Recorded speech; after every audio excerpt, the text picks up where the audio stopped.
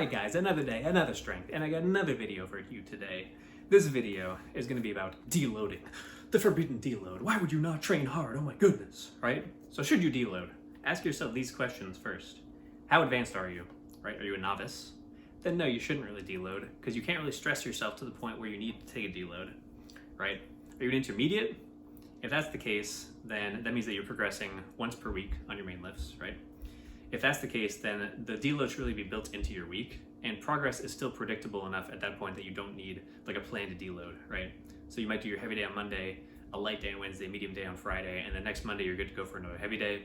You can plan the exact sets and reps and you're probably good to go, right? Now if you're advanced, now we're talking here. You can build this into the program in multiple different ways, right?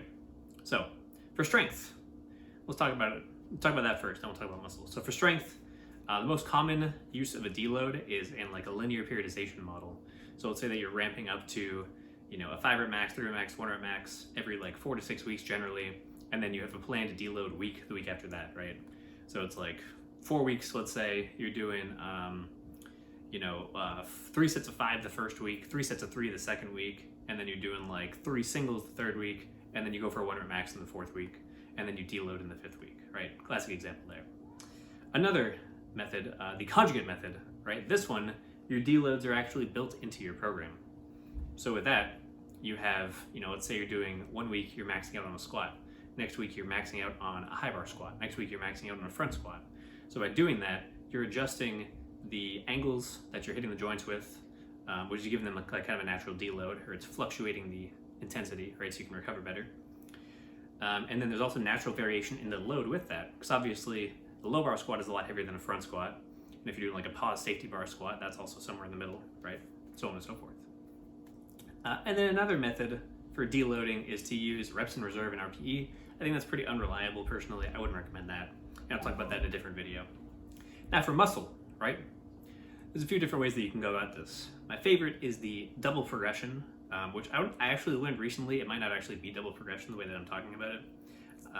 It might also be called I think it's an evolving rep range. Basically what happens is you have, let's say you're doing like a barbell curl with 50 pounds. You got 2 sets of 8 to 12 reps. So you try to get up to 12 reps first before you add weight to the bar. So if you get 2 sets of 10, then you try to get 11, 10, then 11, 11. Then once you get 2 sets of 12, then you add weight. So that's one method of auto-regulating it, because that way you're automatically just going to get somewhere in that rep range. And then once you're good to get all 12 reps, you're going to get all 12 reps on both sets, and then you can add weight. And then the first session at the next weight is going to be 2 sets of 8.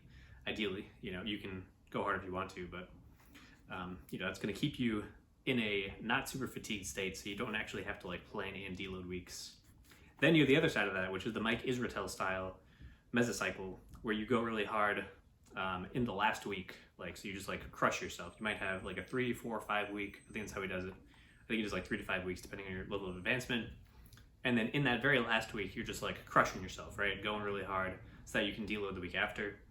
And that's perfectly fine too, that works. And then we have the Mike Mentzer style HIIT training, where you make yourself, it's the same thing as the Dr. Mike one, but you do it just in one session with like 1 set, and you just like destroy yourself. And then you just train very infrequently with each muscle group essentially, so that you're just ensuring that there's plenty of time to recover.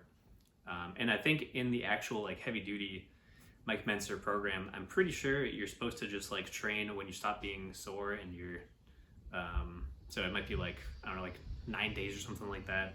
And if you're like still feeling under recovery, then you just like wait another day. So I think you wind up like not training more than you train. I don't know. I could be wrong on that. But anyways, all this works to some degree. So you just kind of choose your favorite method, get good at that. The program that you get good at is probably the one that's going to work best long term, as I've said in other videos. Oh yeah, hope you guys enjoyed this video. If you did, say something in the comments, and I'll see you guys in the next video. All right, goodbye.